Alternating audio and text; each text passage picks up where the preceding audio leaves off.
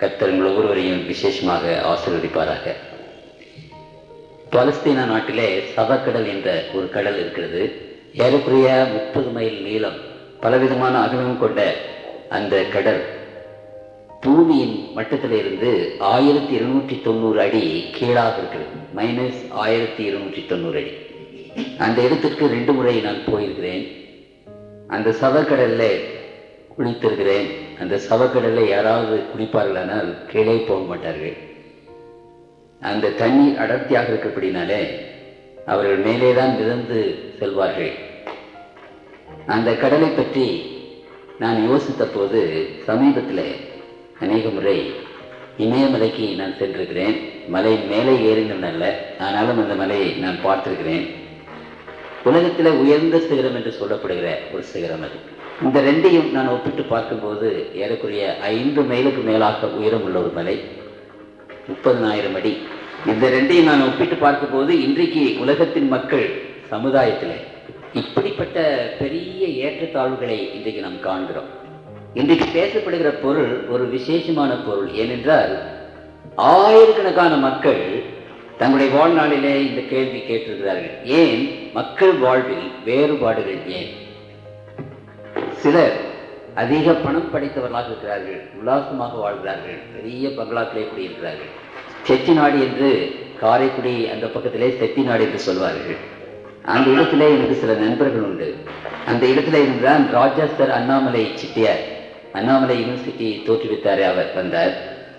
அந்த பகுதியில் இருந்துதான் அவருடைய மகன் முத்தையா செட்டியார் அங்கு வந்தார். அவர்கள் எல்லோரும் பெரிய பிரபுக்கள், கோடீஸ்வரர்கள்.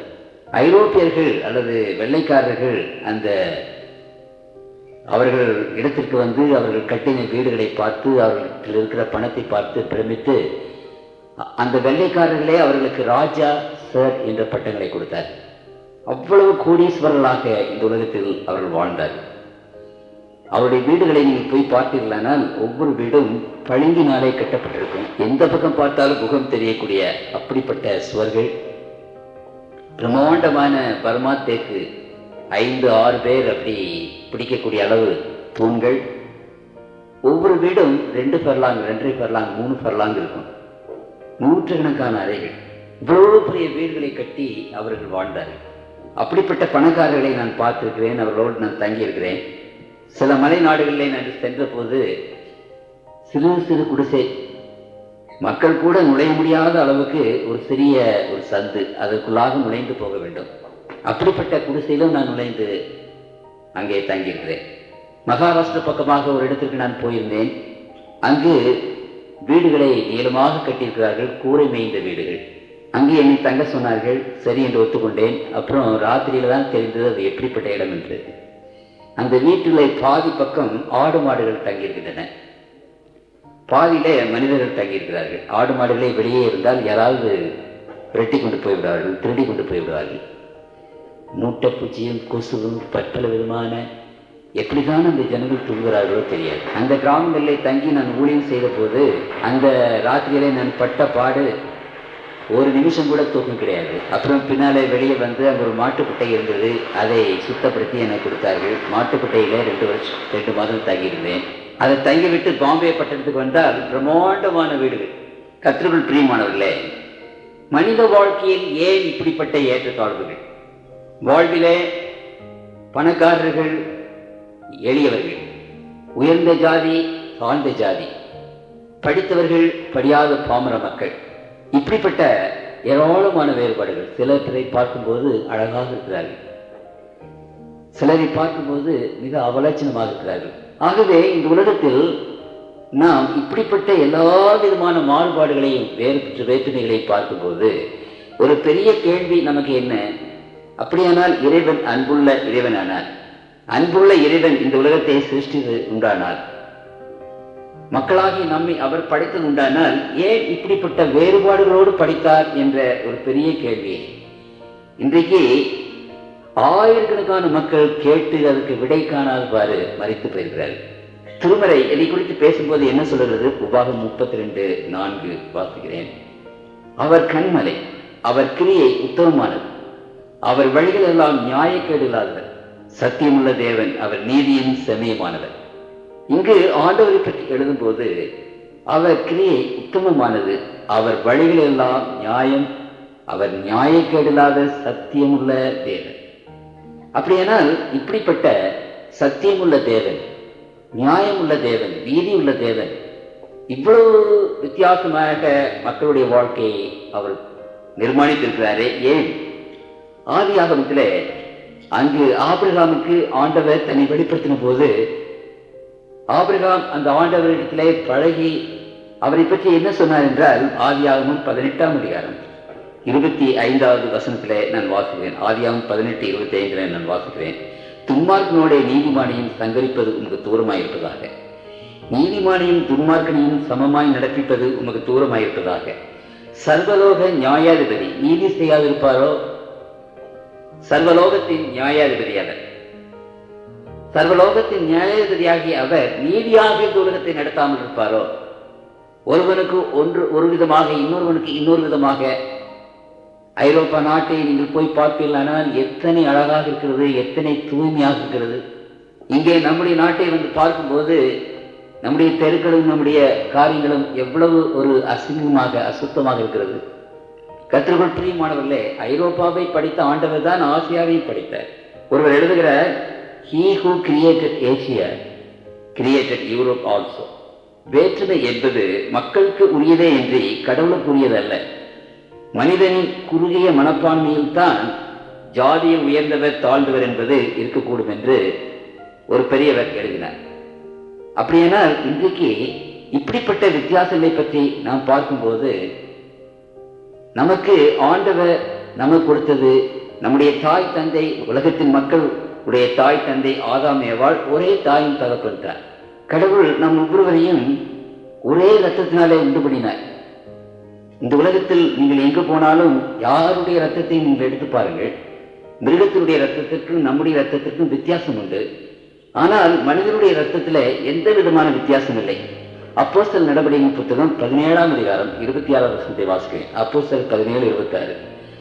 மனுஷ ஜாதியான சகல ஜனங்களையும் அவர் ஒரே இரத்தத்தினாலே தோன்ற பண்ணி பூமியின் மீதெங்கும் குடியிருக்க செய்து முன் தீர்மானிக்கப்பட்ட காலங்களையும் அவர்கள் குடியிருப்பின் நிலைகளையும் குறித்திருக்கிறார். ஒரே இரத்தத்தினாலே தோன்றுபடி செய்து ஆண்டவர் நமக்கு ஒரே தகப்பனையும் தாயும் கொடுத்திருக்கிறார். நமக்கு ஒரே ரத்தம் நம்முடைய உடலிலே ஓடுகிறது. அந்த ரத்தத்தில் எந்த விதமான வித்தியாசம் இல்லை. நமக்கு ஆண்டவர் அநேக காரியங்களை சரிசமமாக கொடுத்திருக்கிறார். உதாரணமாக காலங்களை எடுத்துக்கொள்ளுங்கள். ஒரு நாள் உங்களுக்கும் 24 மணி நேரம் தான், எனக்கும் அல்லது உலகத்தில் இருக்கிற எல்லாருக்கும் 24 மணி நேரம் தான் ஒரு நாள். அவைகள் எல்லாவற்றையும் சமமாக கொடுத்திருக்கிறார். மழை பெய்யும் போது சிலருக்கு மாத்திரம் மழை பெய்கிறது, சிலருக்கு மழை பெய்யவில்லை என்று அல்ல.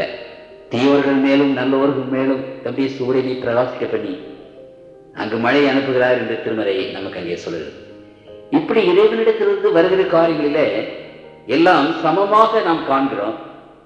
ஆனாலும் மனித வாழ்விலே இப்படிப்பட்ட பெரிய வேற்றுமைகள், மனிதனுடைய ஜீவியத்தில் எப்பொழுது பாவம் வந்ததோ, இந்த உலகத்தில் பாவம் வந்த பிற்பாடு இப்படிப்பட்ட பிரம்மாண்டமான வேற்றுமைகள் உண்டாயின என்று விவிலியத்திலே நாம் பார்க்கிறோம்.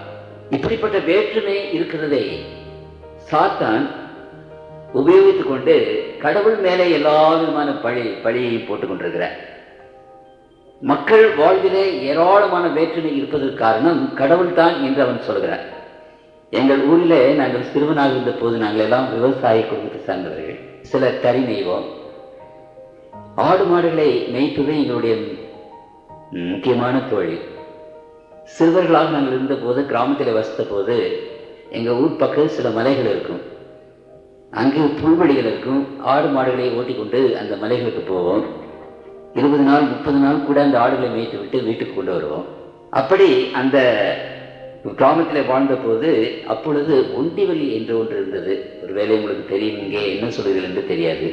2 கவட்டை மாதிரி இருக்கும், அதில் 2 ரப்பரை வைத்து அப்படி வைத்து அடிப்பார்கள். எங்கள் ஊரில் அதை ஒண்டிவெளி என்று சொல்லுவோம். அதை யாராவது ஒரு சிறு பையன் வைத்திருப்பார்கள். அதனுடைய விலை அப்பொழுது 3 பைசா. பணக்கார பிள்ளைகள் தான் 3 பைசா கொடுத்து அதை வாங்க முடியும். ஏராளமான ஏழை பிள்ளைகள். ஒருவன் அதை வைத்திருப்பான். 10 பேர் அவனை சுற்றி கொண்டே எனக்கு ஒரு நிமிஷம் கொடுக்க என்று சொல்லி அந்த பையனை சுற்றி கொண்டே போவார்கள். அதற்கு அவனுக்கு சிறிது மிட்டாய்களை கொண்டு வந்து கொடுப்பார்கள், ஏதாவது தானியங்களை கொண்டு வந்து கொடுப்பார்கள். லஞ்சம், கொஞ்சம் லஞ்சம் கொடுத்து எப்படியாவது ஒரு நிமிஷம் அந்த ஒட்டி விலை வாங்கி அடித்து விட வேண்டும். மற்ற பையனுக்கு ஒரு ஆசை. அந்த நேரத்திலே ஒரு சம்பவம் நடந்ததை இன்றும் நான் மறக்க முடியவில்லை.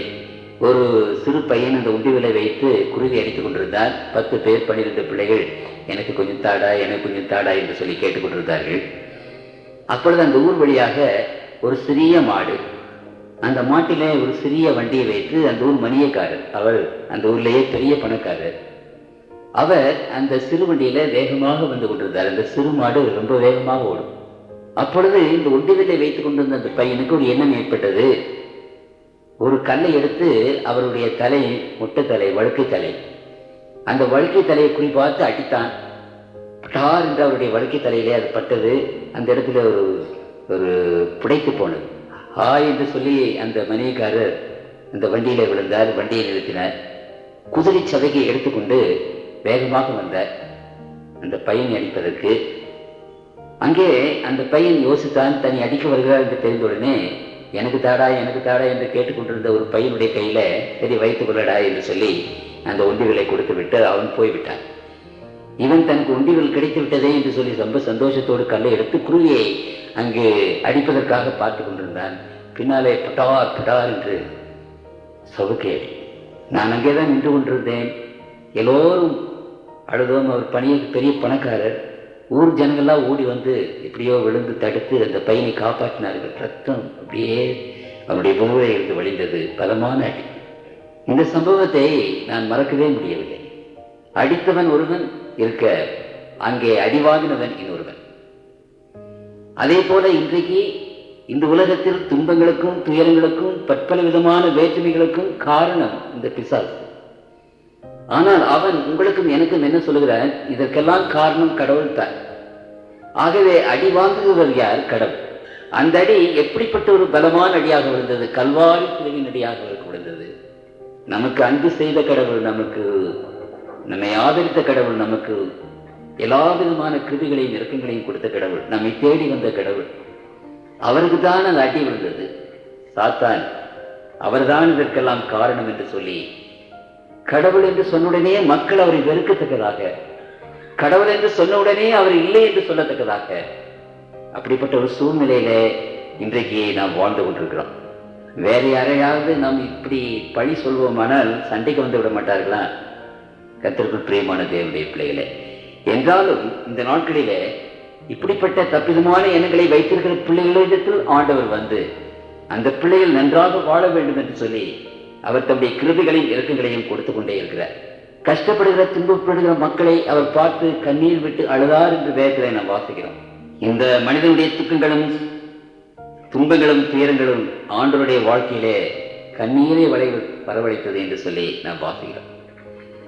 எப்பொழுதுமே அவர் தம்முடைய 2 கரங்களை விரித்து தம்முடைய பிள்ளைகளை கூப்பிடுகிற அந்த காரியத்தை குறித்து நான் வாசிக்கிறேன். மத்தேயு 11:22 வாசிக்கிறேன். வருத்தப்பட்டு பாரம் சுமக்கிறவர்களே, நீங்கள் எல்லாரும் என்னிடத்திற்கு வாருங்கள், நான் உங்களுக்கு இளைப்பாறுதல் தருவேன்.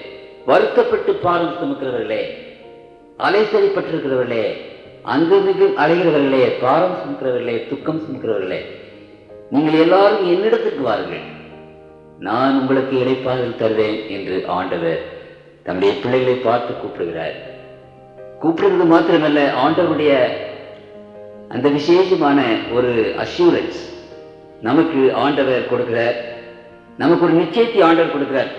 எரேமியாவின் புத்தகம் 29ஆம் அதிகாரம் 11 வாசிக்கிறேன். நீங்கள் எதிர்பார்க்கும் முடிவை உங்களுக்கு கொடுக்கும்படிக்கு நான் உங்கள் பேரில் நினைத்திருக்கிற நினைவுகளை அறிவேன் என்று கர்த்தர் சொல்கிறார். அவைகள் தீமைக்கல்ல, சமாதானத்துக்கு ஏதுவானவை நினைவுகளே. ஆண்டவரிடத்திலிருந்து எப்பொழுதுமே தம்முடைய பிள்ளைகளுக்கு தீமைக்காக ஒரு நினைவு இல்லை. அவரிடத்திலிருந்து எந்த தீமையும் வருகிறதில்லை. தன்னுடைய பிள்ளைகளுக்கு எந்த தீமையும் அவர் தரமாட்டார் என்று நான் உங்களுக்கு எடுத்து சொன்னேன். உங்களை பற்றி நினைக்கிற நினைவுகள் தீமையான நினைவுகள் அல்ல என்று அவர் சொல்கிறார். சமாதானத்துக்கு ஏதுவான நினைவுகளே. கர்த்தருக்குள் பிரியமானவர்களே, அப்படியானால் ஆண்டவர் தம்முடைய பிள்ளைகளாகிய நீங்கள் சமாதானத்தோடு இருக்க வேண்டும், சந்தோஷத்தோடு இருக்க வேண்டும், நன்றாக இருக்க வேண்டும் என்று விரும்புகிறாரே என்று வேறு எந்த விதமான ஒரு விருப்பமும் அவரிடத்தில் கிடையாது என்று வேதம் நமக்கு விசேஷமாக சொல்லுது. அப்படியானால் இன்றைக்கு அப்படி ஆண்டவர் நம்மை கூப்பிட்டு நமக்கு சமாதானத்தையும் சந்தோஷத்தையும் அருள அவர் ஆயத்தமாக இருக்கும்போது, அவர் காத்து கொண்டிருக்கும் போது, கர்த்தருடைய பிள்ளைகள் ஏன் அவரிடத்திலே போகக்கூடாது? அவரிடத்திலே போகாமல் இருப்பதனாலதான் இன்றைக்கு உலகத்தில் காணப்படுகிற வேற்றுமைகள் அதிகமாக காணப்படுகிறது. அதிக ஏற்றத்தாழ்வு, மலைக்கும் மடுவுக்கும் உள்ள வித்தியாசத்திலே இந்த காரியங்கள் காணப்படுகின்றன. அப்படியானால் இவைகள் ஏன் என்பதை குறித்து சற்று தியானிக்கும் முன்னதாக பிரார்த்தனை செய்வோம். எங்களை நேசிக்கிற அன்புள்ள தகப்பனே, உங்களுடைய வேத வசனங்களை நாங்கள் எடுத்து வைத்து விடுவிக்க முடியாத இந்த கேள்விக்கு எங்களுக்கு பதில் தர வேண்டும் என்று உடைய திருப்பாத்திரத்தை கொண்டாடுகிறோம். வேதத்தை எடுத்து போதிக்க எனக்கு அருகதை இல்லை என்று உங்களுக்கு தெரியும் தகப்பனே. நீதானே உடைய பிள்ளைகளிடத்திலே பேசும் ஆண்டவரே. ஆண்டவரே, என்னுடைய சத்தத்தை நீர் உயர்த்தி உடைய பிள்ளைகளுடைய இல்லத்திலே இந்த விடுவிக்க முடியாத இந்த காரியத்தை நீர் விடுவித்து உங்களுடைய பிள்ளைகளும் நேசிக்கவும் சிநேகிக்கவும் உடைய பிள்ளைகளாக ஜீவிக்கவும் அனுகிரகம் செய்ய வேண்டும் என்று ஆண்டவர் இயேசுவின் நாமத்தில் வேண்டிக் கொள்கிறோம். ஜெபங்களும் பரம்பிதாவே, ஆமென். இந்த உலகத்தில் தோன்றின அநேகருடைய உள்ளத்திலே இந்த கேள்விகள் இருந்தன. மக்கள் வாழ்வில் வித்தியாசங்கள் ஏன்? புத்தர் பிரான் கிறிஸ்துவுக்கு முன்பு 5ஆம் நூற்றாண்டிலே தோன்றி மக்கள் படுகிற கஷ்டங்கள் எல்லாவற்றையும் அவர் பார்த்து ஏன் மக்கள் கஷ்டப்படுகிறார்கள் என்பதை பற்றி அவர் ஆலோசனை செய்த, தன்னுடைய ராஜ்யத்தை விட்டு, அழகான மனைவியை விட்டு, மகனை விட்டு அவர் ஆரண்யமாக சென்று, காடு காடாக சென்று, மலைகளுக்கு சென்று மக்கள் துன்பப்படுகிறது ஏன் என்று ஆராய்ச்சி செய்த சன்னியாசியாக வாழ்ந்த, கடைசியில போதி விருட்சத்தின் அடியில அவர் ஞானம் பெற்ற அவர் சொன்னார், இந்த உலகத்தில் துன்பம் வருவதற்கும் துயரம் வருவதற்கும் காரணம் என்ன? மனிதனுடைய உள்ளத்தில் வாழ்கின்ற ஆசை என்று அவர் சொன்னார். அவர் அநேக விசேஷமான காரியங்களை போதித்தார். ஜீவகாருண்யம் என்பதை பற்றி 5 ஐம்பொறி அடக்கம், 8 நோபல் பாத், இப்படிப்பட்ட அநேக காரியங்களை அவர் போதித்த போது இந்த போதனைகளோடு கூட ஒரு விசேஷமான ஒரு போதனையும் அவர் போதித்தார். அந்த போதனைக்கு என்ன பெயர் என்றால் கர்ம வினை என்று பெயர். த லா ஆஃப் கர்மா, இவைகளை போதித்தார். அப்படியானால் இந்த கர்ம வினை என்பது என்ன சொல்கிறது? இந்த உலகத்தில் மக்களுடைய வாழ்வு எதை சார்ந்து இருக்கிறது என்றால், பண்டைய பிறவியிலே, போன பிறவியிலே, அநேக பிறவிகளிலே நாம் செய்த காரியங்களுக்கு ஏற்பத்தான் இந்த உலகத்தின் வாழ்வு அமைந்திருக்கிறது என்று அவர் போதித்தார். மனிதனுக்கு ஏராளமான பிறவிகள் உண்டு. ஆயிரக்கணக்கான பிறவிகளை மனிதன் எடுத்து சுத்தமடைந்து தன்னுடைய வாழ்விலே தான் செய்த பாவத்திற்கு அவன் விடுதலை, அவன் ஈடு கொடுத்து பின்பு அவன் கடவுளுடைய ராஜ்யத்திற்கு போகிறான், கடவுளாக மாறுகிறான் என்று அவர் போதித்தார். அப்படியானால் பல பிறவிகள், கர்மவினை என்ற இந்த கொள்கையை புத்தர் போதித்தார். இன்றைக்கு இந்த காலத்தில் ஏன் நாம் ஏழைகளாக இருக்கிறோம்? போன ஜென்மத்திலே, போன பிறவியிலே நீங்கள் செய்த அந்த காரியத்துக்காக இப்பொழுது நாம் ஏழைகளாக இருக்கிறோம். போன பிறவியிலே நாம் செய்த பாவங்கள் இந்த பிறவியிலே நம்ம ஏழையாக பிறக்க வைத்தது. ஏன் நாம் வியாதி பிடித்தவர்களாக இருக்கிறோம், முடமாக இருக்கிறோம்? போன பிறவியிலே நாம் செய்த அநேக காரியங்கள். ஏன் நான் பணக்காரனாக இருக்கிறேன்? போன பிறவியிலே நான் செய்த நன்மையினாலே இப்பொழுது பணக்காரனாக இருக்கிறேன். ஆகவே இந்த உலகத்தில் மக்கள் வாழ்வில் காணப்படுகிற எல்லாமே எதனாலே வந்தது? போன பிறவிகள், அநேக பிறவிகளிலே நாம் செய்த அந்த கிரியையினுடைய பலாபலன் இந்த பிறவியிலே நாம் அனுபவிக்கிறோம் என்ற இந்த கொள்கையை புத்தர் கொண்டு வந்தார்.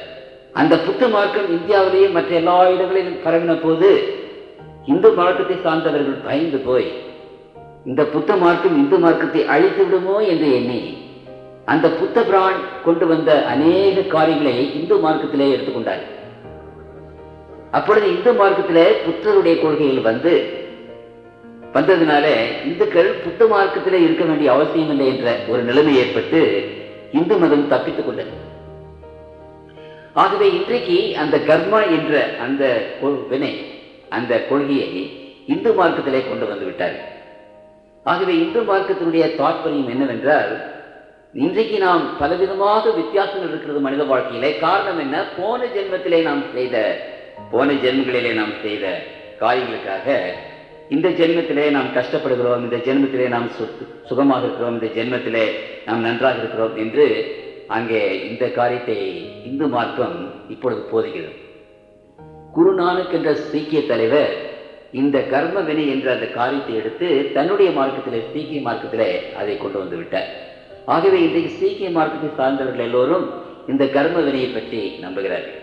இங்கு தோன்றின அநேக ராஜாராம் மோகன ராய் என்ற இப்படிப்பட்ட அநேக பெரியவர்கள் கிறிஸ்தவ மார்க்கத்தையும் இந்த கர்ம வினை என்ற கொள்கையும் ஒன்றாக இணைத்து அநேக சித்தாந்தங்களையும் வேதாந்தங்களையும் கொண்டு வந்தார்கள். பிரம்ம சமாசம், ஆரிய சமாசம், பிரசந்து பிரம்ம ஞானம் என்று இப்படிப்பட்ட விவேகானந்த வேதாந்தம் என்று இப்படிப்பட்ட அநேக கருத்துக்கள், அநேக தியாலஜி, அநேக வேதாந்தங்கள், சித்தாந்தங்களை இந்த கிறிஸ்தவ மார்க்கத்தையும் இந்த கர்ம வினை ரெண்டையும் இணைத்து அவர்கள் கொண்டு வந்தார்கள் என்று நாம் பார்க்கிறோம். அப்படியானால் கர்த்தருக்குள் பிரியமானவர்களே, இந்த வேதம் நமக்கு என்ன சொல்லுகிறது? திருமறையில பல பிறவி என்பதை பற்றி எதுவுமே பேசப்படவில்லை. ஆனால் திருமறையிலே காணப்படுகிற ஒரு காரியம் என்னவென்றால், இங்கு ஆண்டவர் இதை குறித்து பேசும்போது சொல்லுகிறார். யோவான் 3ஆம் அதிகாரம் 3ஆவது வசனத்திலே வாசிக்கிறேன். யோவான் 3:3 இயேசு அவனுக்கு பிரதியுத்தரமாக, ஒருவன் மறுபடியும் பிறவாவிட்டால் தேவனுடைய ராஜ்யத்தை காண மாட்டான் என்று மெய்யாகவே மெய்யாகவே உனக்கு சொல்லுகிறேன். மறுபிறப்பை பற்றி வேத வாக்கியங்கள் பேசுகின்றன. ஒருவன் மறுபடியும் பிறக்க வேண்டும். அப்பொழுது நிக்கதோமு என்ற அந்த பெரிய ஆசிரியர் அவனிடத்திலே ஆண்டவர் மறுபடியும் பிறக்க வேண்டும் என்று சொன்னபோது 4வது வசனம், அதற்கு நிக்கதோமு, ஒரு மனுஷன் முதிர்வயதாய் இருக்கை எப்படி பிறப்பான்? அவன் தன் தாயின் கற்பத்தில் 2ஆம் தரம் பிரவேசித்து பிறக்கக்கூடுமோ என்றார். இயேசு பிரதித்திரமாக, ஒருவன் ஜலத்தினாலும் ஆவினாலும் பிறவாவிட்டால். ஆகவே இங்கு இன்னொரு பிறவி எடுப்பதை பற்றி ஆண்டவர் பேசவில்லை. இந்த பிறவியிலேயே மனிதர்கள் மாற்றமடைய வேண்டும். நம்முடைய உள்ளமானது இந்த பாவ உள்ளத்திலே இருந்து புதிய உள்ளமாக மாற வேண்டும். மறுபடியும் பிறத்தால் என்றால் பிறத்தல் என்ற கொள்கை வேதத்தில் இருக்கிறது. அது இன்னொரு பிறவி என்ற கொள்கை அல்ல. இந்த உலகத்தில் வாழ்கிற மக்கள் தங்களுடைய இருதயத்தை மாற்ற வேண்டும், தங்களுடைய போக்கை மாற்ற வேண்டும், தங்களுடைய வாழ்க்கையை மாற்ற வேண்டும். மறு பிறப்பு, அதை குறித்து தான் திருமறை அங்கே சொல்லுகிறது. திருமறை திட்டவட்டமாக நமக்கு சொல்லுகிற ஒரு காரியம் என்னவென்றால், இந்த உலகத்தில் மனிதன் மறுபடியும் பிறக்க முடியும். பாவங்களை விட்டு, அநியாயங்களை விட்டு, அக்கிரமங்களை விட்டு, கெட்ட சிந்தனைகளை விட்டு தூய மனிதனாக அவனுடைய இருதயம் மாற வேண்டும் என்பதை குறித்து ஆண்டவர் என்று பேசுகிறார். ஆனால் இந்த பிறவி, மறுபடியும் பிறத்தல், மறுபடியும் பிறத்தல், இந்த பிறவியினுடைய அந்த சுழற்சி, இதை பற்றி பேசும்போது திருமறை என்ன சொல்கிறது? எபிரேயர் 9:28-27 வாசிக்கிறேன். அன்றி ஒரே தரம் மரிப்பது பின்பு நியாயத்திற்படைவதும் மனுஷனுக்கு நியமிக்கப்பட்டிருக்கிறபடியே. அப்படியானால் ஒரு மனிதன் ஒரு தடவை தான் பிறக்கிறார். பிறந்த பிற்பாடு அவன் மரிக்கிறான். மரித்த பிற்பாடு அவன் நியாய தீர்ப்பிலே நிற்கிறான். இந்த 3 நீதிகளைத்தான் வேதம் பேசுகிறது. மனிதன் தாய் வயிற்றிலே பிறக்கிறான், பின்பு அவன் மரிக்கிறான் ஒரே தடவை, பின்பு நியாய தீர்ப்படைகிறான். ஆகவே பல பிறவிகளை பற்றி திருமறை சொல்லுகிறதே. கர்த்தருக்குள் பிரியமானவர்களே, இவைகள் 2 காரியங்களை குறித்து நான் உங்கள் மத்தியிலே சிந்திக்க வேண்டும் என்று நினைக்கிறேன். இன்றைக்கு இந்த கர்ம வினை அல்லது மறுபடியும் பிறத்தல் என்ற கொள்கை உலகத்தின் மக்கள் அநேகர் நம்புகிறார்கள். இந்தியாவில் இருக்கிற மக்கள் மாத்திரமல்ல, இன்றைக்கு புத்த மார்க்கத்தை சார்ந்தவர்கள், இன்றைக்கு மகமதிய மார்க்கத்தை சார்ந்தவர்கள் எல்லோருமே இந்த பிரதி கொள்கையை ஏற்றுக்கொள்கிறவர்களாக இருக்கிறார்கள். மகமதிய மார்க்கத்திலே கிறிஸ்மத் என்று சொல்கிறார்கள். அப்படியானால் கர்த்தருக்குள் பிரியமானவர்களே, இந்த பிரதி கொள்கை இன்றைக்கு கோடானுகோடி ஜனங்கள் நம்புகிறார்களே, இந்த பிறவி கொள்கையை பற்றி என்ன என்று நாம் சற்று ஆராய்ந்தால் அது நலமாக இருக்கும். அது சரிதானா? வேதத்தில் அப்படிப்பட்ட கொள்கை ஒன்றும் காணப்படவில்லையே என்று பார்க்கும்போது நான் ஒரு 7-8 காரியங்களை முன்பாக வைக்க விரும்புகிறேன். சீக்கிரமாக அதை புரியும்படியாக உங்களுக்கு விளக்கமாக சொல்கிறேன். கர்த்தருக்குள் பிரியமானவர்களே, இது ஒரு முக்கியமான ஒரு காரியத்தை குறித்து உங்கள் மத்தியில் நான் பேச விரும்புகிறேன். இது ஒவ்வொரு தேவனுடைய மகளும் அறிந்து புரிந்து கொள்ள வேண்டிய ஒரு காரியம். ஆகவே திருமறையில் என்ன வாசிக்கிறோம்? சரி, இப்பொழுது முதலாவது ஒரு கேள்வி என்னவென்றால், இன்றைக்கு நான் அதிகமாக துன்பப்படுகிறேன், வியாதிப்பட்டிருக்கிறேன். ஏன் இப்படிப்பட்ட வியாதி எனக்கு வர வேண்டும்? நான் என்ன செய்தேன்? முந்தின ஜென்மத்திலே, பழைய பிறவியிலே, போன பிறவியிலே நீங்கள் ஏதோ செய்திருக்கிறீர்கள், அதனால்தான் இப்பொழுது நீங்கள் கஷ்டப்படுகிறீர்கள். அதுதான் விளக்கம். அப்போ நமக்கு வருகிற ஒரு கேள்வி என்ன? போன பிறவியிலே நான் என்ன செய்தேன் என்ற ஒரு கேள்வி. அப்படியானால் இன்றைக்கு வாழ்கிற மக்களுக்கு நாம் முந்தின பிறவியை பற்றி நமக்கு ஏதாவது தெரியுமா? அப்படிப்பட்ட ஒரு அறிவு நமக்கு ஆண்டவர் கொடுத்திருக்கிறாரா?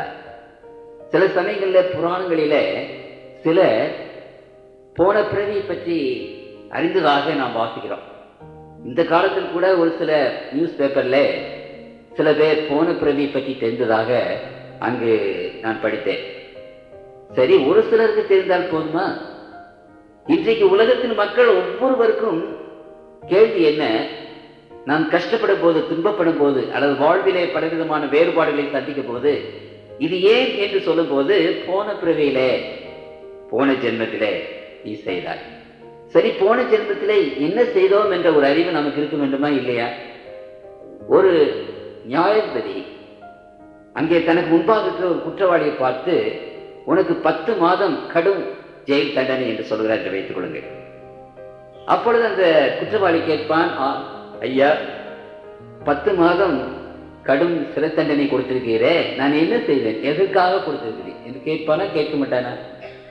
அப்படியானால் இன்றைய உலகத்தின் நியாயாதிபதிகள், நீ இந்த குற்றத்தை செய்தபடினாலே இத்தனாவது சட்டப்படி, இந்த பிரிவின் படி உனக்கு 10 மாத தண்டனை நான் கொடுத்திருக்கிறேன் என்று சொல்வார். அப்பொழுதுதான் அது நியாய தீர்ப்பு. காரணத்தை சொல்லாமல் யாருமே நியாய தீர்ப்பு கொடுக்க மாட்டார்கள். அப்படி கொடுத்தார்கள், ஆனால் அது சரியல்ல. இப்படி உலகத்தில் அந்த நியாயம் இருக்கும்போது அதுதான் நியாயம், அதுதான் நீதி. நீ இதை செய்தாய், உன்மேல் இந்த குற்றம் நிரூபிக்கப்பட்டு விட்டது, ஆகவே நீ இந்த தண்டனை அனுபவிக்க வேண்டும், அதுதான் நியாயம். அது இல்லாதபடி நீ போன பிறவியிலேயே என்னமோ செய்து விட்டாய், அதனால இந்த பிறவியில நீ கஷ்டப்படுகிறாய் என்று சொன்னால், முதல் கேள்வி, ஆண்டவனே, நான் போன பிறவியில என்ன செய்தேன் எனக்கு தெரியலையே. இன்றைக்கு தண்டனை கொடுக்கும் போது இன்றைக்கு ஞானிகள் என்ன நினைக்கிறார்கள் என்றால், ஒரு மனிதனுக்கு அவனுடைய தப்புத்தை உணர்த்தி அந்த கொடுக்கக்கூடிய தண்டனை அவனை சீர்திருத்தக்கூடியதாக இருக்க வேண்டும். அப்பொழுதுதான் அந்த தண்டனை. ஆகவே தண்டனை கொடுப்பது எது வேண்டும் என்றாலும் கொடுத்து விடலாம் என்றல்ல.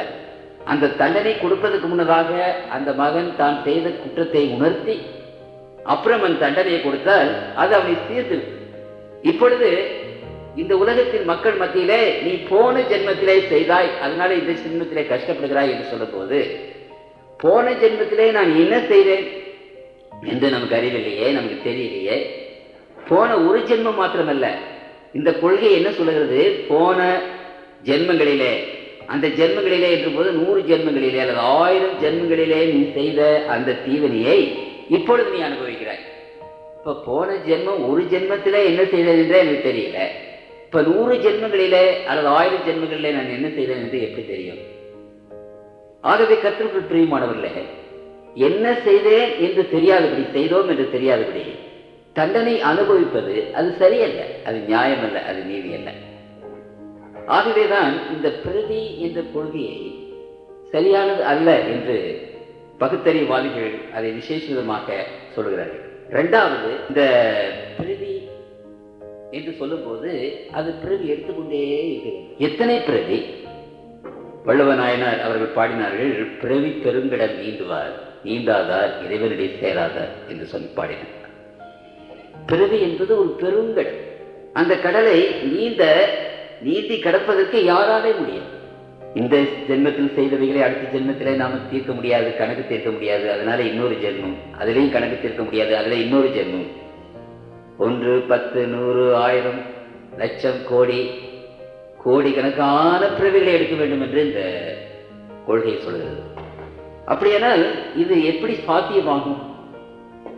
யாராவது இந்த கோடிக்கணக்கான பிறவிகளை எடுத்து இந்த பிறவி என்ற பெருங்கடலை நீந்தி அக்கறை சேர முடியுமா என்ற ஒரு கேள்வி. அதுக்கு இந்த கொள்கையை நமக்கு பதிலளிப்பதில்லை. ஆகவே இது சாதாரண மக்கள் அல்லது பெரிய அறிவாளிகள், ஞானிகள் கூட செய்யக்கூடாத ஒரு காரியம். பிறவி பெருங்கடலை யார் நீந்த முடியும்? யார் நீந்தி இருக்கிறார்கள்? அப்படியானால் இந்த உலகத்தில் யாராவது 1-2 பேர் செய்ய முடியுமா? சரி, 1-2 பேர் நீந்துவார்களானால் மற்ற எல்லாருடைய கதி என்ன ஆகும்? எத்தனை பிறவி எடுப்பது? எவ்வளவு காலம் துன்பப்படுவது? எவ்வளவு காலம்? உங்களுக்கு புரியுதுங்களா? இந்த பிறவி கொள்கையை நீங்க நம்பினால் இன்னைக்கு ஏதோ 50 வருஷம் 60 வருஷம் நம்ம துன்பப்படுகிறோம், அதோடு நின்று விடுவதில்லை. இந்த பிறவி என்ற கொள்கையை நீங்கள் நம்பினீங்களானால் உங்களுடைய துன்பங்கள் தொடர்ந்து கோடான கோடி வருஷம் நீங்க பட வேண்டியதாக இருக்கு. சரியான கொள்கை தானா? சரியான கொள்கை தானா? ஒரு சமயத்துல எனக்கு இந்த கழுத்து பக்கம் சுருக்கி விட்டது. இப்போ எங்க ஊர்ல சித்த வைத்தியர்கள் நிறைய இருந்தாங்க. என்னுடைய மாமாவே சித்த வைத்தியர் தான். அது ரொம்ப வலித்தது. என்னால் வரி போட்டு முடியாமல் நான் அழுதேன். இப்பொழுது எங்கள் மாமா வந்தார்கள். அப்படியே ஒரு தட்டு தட்டினார்கள். உயிர் போகிற மாதிரி வலித்தது. ஏதோ ஒரு இலையை கொண்டு வந்தார்கள். எண்ணெய் போட்டு அதை கொஞ்சம் சூடு காட்டினார்கள். அங்கே ஒட்ட வைத்தார்கள். அது ஒட்டி விட்டது. அப்புறம் இந்த பக்கம் அந்த பக்கம் நீவினார்கள். ரொம்ப வலியாக இருந்தது. என்னால் பொறுக்க முடியவில்லை. ஒரு 5 நிமிஷத்துக்குள்ளே சரியாக போயிடும் என்று சொன்னார்கள். 5 நிமிஷம் ஆச்சு, 10 நிமிஷம் ஆச்சு, 5 மணி நேரம் ஆச்சு. இந்த வலி பயங்கரமாக எடுத்தது. அப்பொழுது எங்கள் அம்மா என்ன செய்தார் என்றால் இன்னொரு வைத்தியத்தில் கூட்டிகிட்டு போனார். அவர் பார்த்தார், இது எந்த மடையும் செய்தார். இது ஒரு சுளுக்குக்கு 5-6 சுளுக்கு ஏற்பட்டு விட்டது. கர்த்தருக்குள் பிரியமானவர்களே, ஒரு பிறவி பயனை போக்குவதற்கு அநேக ஜென்மங்கள் எடுக்க வேண்டும். அப்புறம் நம்ம செய்கிற ஆயிரக்கணக்கான குற்றங்களுக்கு ஆயிரக்கணக்கான ஜென்மங்களை எடுக்க வேண்டும் என்று இந்த தேரை கூறுகிறது. அப்பொழுது எந்த மனிதன் தான் இந்த பிறவி பெருங்கடலை நீந்த முடியும்? இந்த கூற்றின்படி, இந்த கொள்கையின்படி பார்த்தால் எந்த மனிதனுமே நீந்த முடியாது. மனிதர்களால் கூடாத ஒரு காரியம் இது. அப்படியானால் இந்த பிறவி கொள்கை சரியானதாக இருக்க முடியுமா? அந்த பிறவி கொள்கையில இன்னொரு ஐடியா என்னவென்றால், பற்று அறும்போது அந்த பிறவி சுழற்சி நின்று போய்விடும் என்று அங்கே சொல்கிறார்கள். பிறகு எடுக்கிற காரியம் நின்று போயிடும். பற்று, ஆசை அறுபட போகுது. நம்முடைய உள்ளத்திலே ஆசை இல்லாத போது. இன்றைக்கு மனிதனுடைய உள்ளத்திலே ஒரு மெஷின் இருக்கிறது. மனிதன் சிந்தித்துக் கொண்டே இருக்கிறான். அவன் சிந்தனையை நிறுத்துவதே கிடையாது. ஒரு நிமிஷத்திலே ஆயிரக்கணக்கான சிந்தனைகள் அங்கே இருக்கிறது. அந்த சிந்தனைகள் எல்லாமே ஆசையோடு தான் இருக்கிறது. ஏதாவது ஒரு ஆசை மனிதனுடைய உள்ளத்தில் இருந்து கொண்டே இருக்கிறது. ஆசை இல்லாதவன் உலகத்தில் யாருமே கிடையாது. அப்படியானால் ஆசையை துறக்க வேண்டும் என்று வந்தால் எந்த ஆசையை துறப்பது? யார் அதை துறக்க முடியும்? மனிதனால் கூடுகிற காரியமாயிரு. எல்லா ஆசைகளையும் மண்ணாசை, பொன்னாசை, பெண்ணாசை என்று 3 ஆசைகள் விசேஷமாக்குகிறது. அதை 3ஐயும் துறந்தவன் யார்? துறக்க முடியுமா நம்மால? ஆகவே இங்கே நாம் பார்க்கிறோம், மனிதனால் கூடாத ஒரு காரியத்தை இந்த கொள்கை நமக்கு போதிக்கிறது. அதுல யார் வெற்றி பெற முடியும்? அதுவும் முடியாது. அடுத்தபடியாக நான் பார்க்கும்போது, இந்த பிறவி பெருங்கடலை நீந்த கூடியவர்கள் என்ன செய்ய வேண்டும் என்றால், சரியை, கிரியை, யோகம், ஞானம் என்ற இந்த 4 படி இருக்கிறது. அந்த 4 படியை கடந்து போனால்தான் இந்த பிறவியை நீக்க முடியும் என்று சொல்கிறார்கள். அப்படியானால் இந்த 4 படி என்றால் என்ன?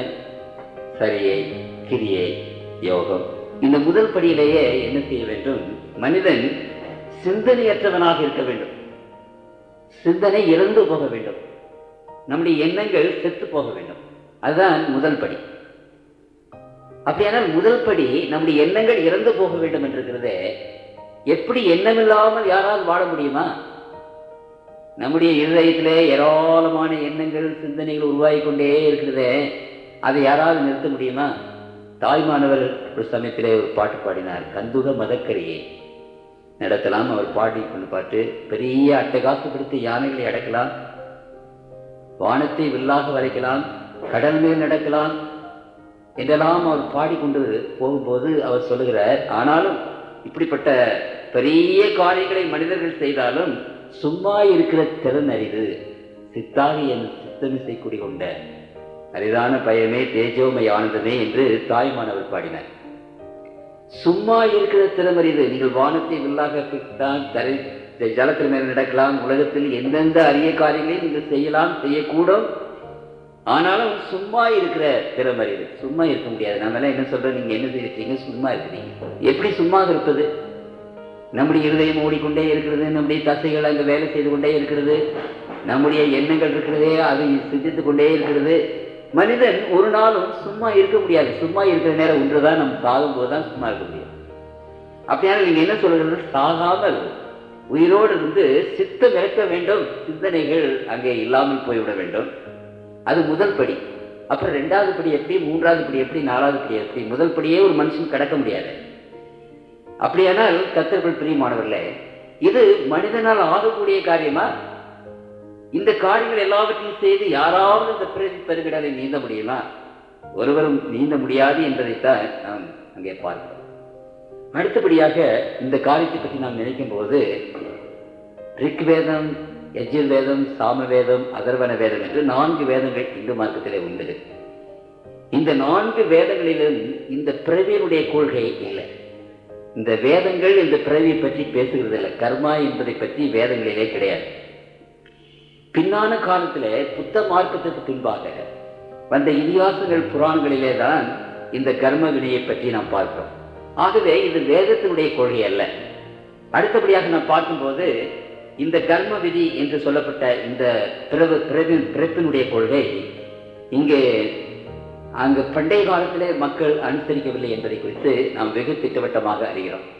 அதனுடைய காரியம் என்ன? அப்படியானால் கர்மாதி திதியை கொண்டாடுகிறவர்கள் பிறவியை ஏற்றுக்கொள்ள முடியாது என்றால் பிறவி என்ன சொல்கிறது?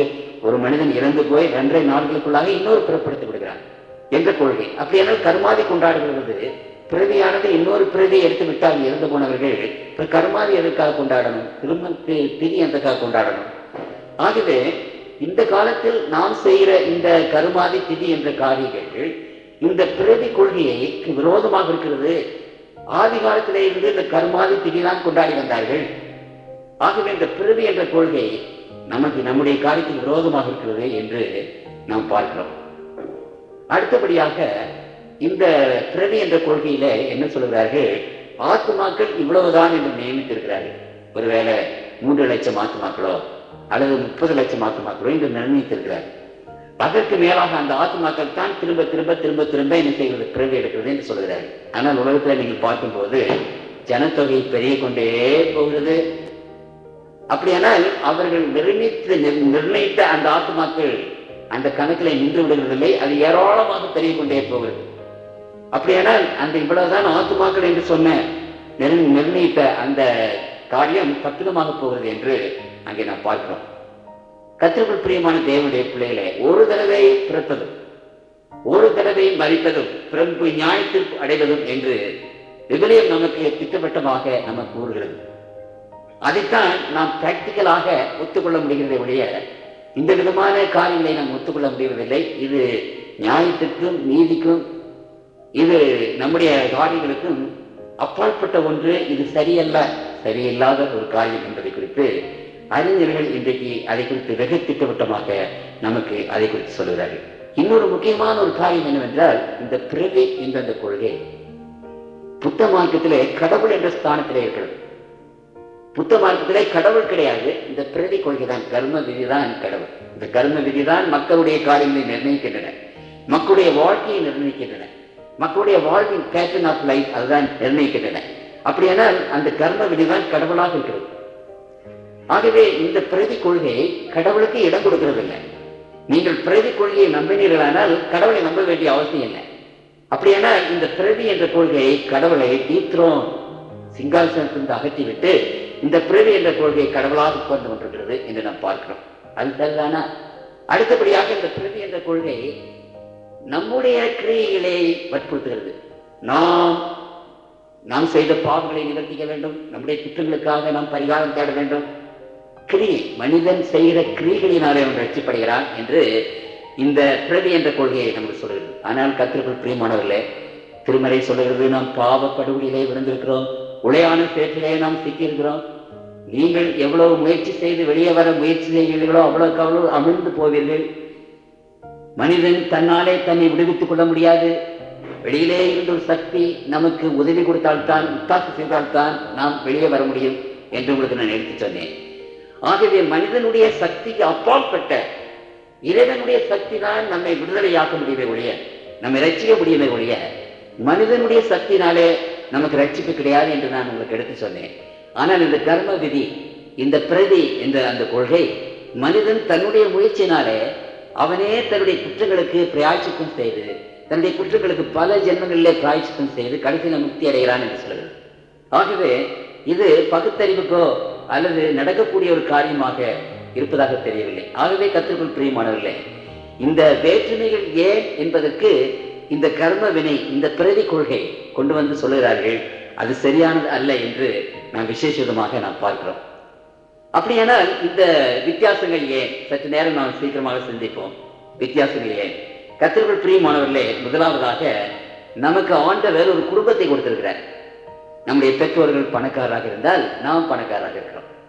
நம் பெற்றோர்கள் சுகதேகம் உள்ளவர்களாக இருந்தால் பிள்ளைகளும் பொதுவாக சுகதேகத்தோடு பிறக்கிறது.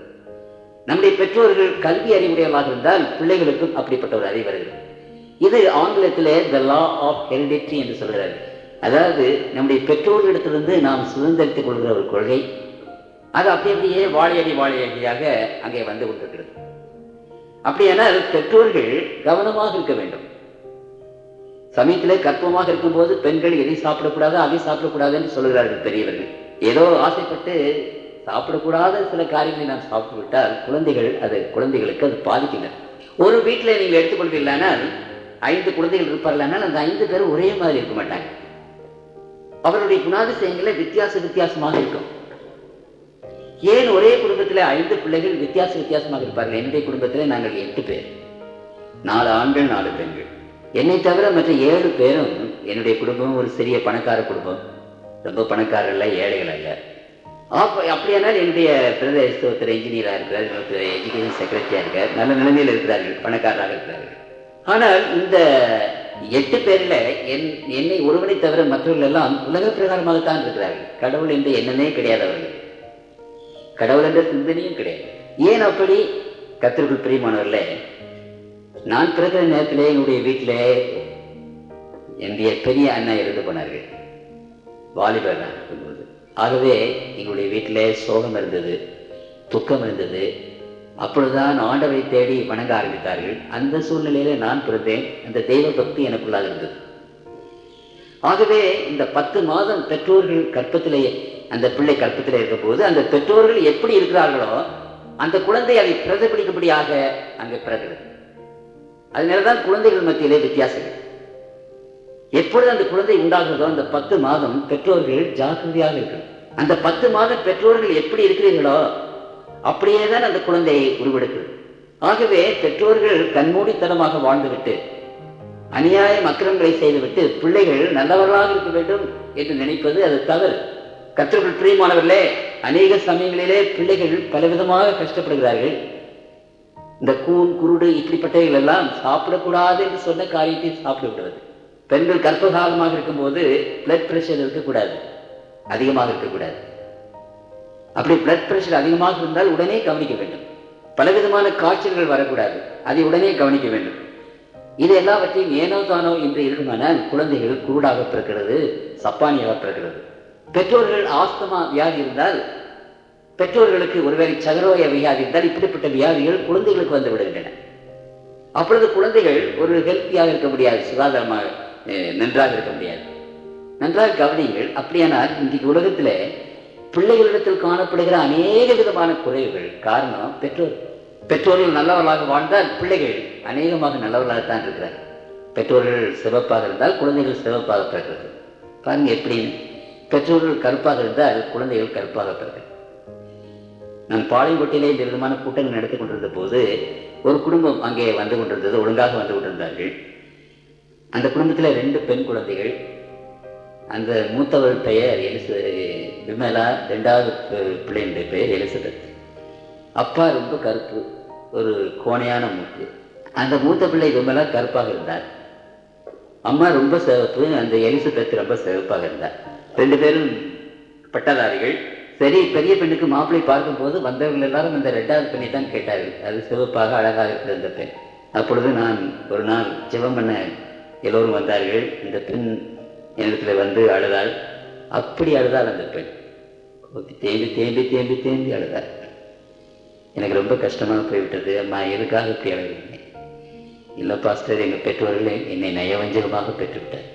என்னம்மா நயவஞ்சகமாக? அவளை மாத்திரம் சிவப்பாக பெற்றுவிட்டு என்னை கருப்பாக பெற்றுவிட்டார். அதனால வர்ற மாப்பிள்ளையெல்லாம் அவளை தான் கல்யாணம் பண்ணிக்கிறேன்னு சொல்கிறாங்க. நான் இது கதையாக சொல்லலை, நடந்தது நான் சொல்கிறேன். அப்படியானால் அந்த பெண்ணுடைய உள்ளம் எவ்வளோ வேதனைப்பட்டிருக்குப்பா. கர்த்தருக்குள் பிரியமானவர்களே, இன்றைக்கு அநேக விதமான ஏற்றத்தாழ்வுகள் இப்படி இருப்பதற்கு காரணம் பெற்றோர்கள். ஆகவே பெற்றோர்கள் மிகவும் கவனமாக நாம் இருக்க வேண்டும். பிள்ளைகளை பெற்றெடுக்கிறோம், அந்த பிள்ளைகளுக்கு நல்ல வாழ்வு கொடுக்க நாம் பிரயாசப்பட வேண்டும். அந்த பிள்ளைகளை நன்றாக படிக்க வைக்க நாம் பிரயாசப்பட வேண்டும். அந்த பிள்ளைகளுக்கு கூடுமான வரைக்கும் ஒரு சொத்து சுகம் கொடுக்கத்தக்கதாக நம்ம அங்கே பிரயாசப்பட வேண்டும். இந்த மாதிரியான காரியங்கள் எல்லாவற்றையும் பெற்றோர்கள் மத்தியில நாம் பார்க்கிறோம். அதனால அநேக விதமான வித்தியாசங்கள் நமக்கு வருகிறது என்று நாம் பார்க்கிறோம்.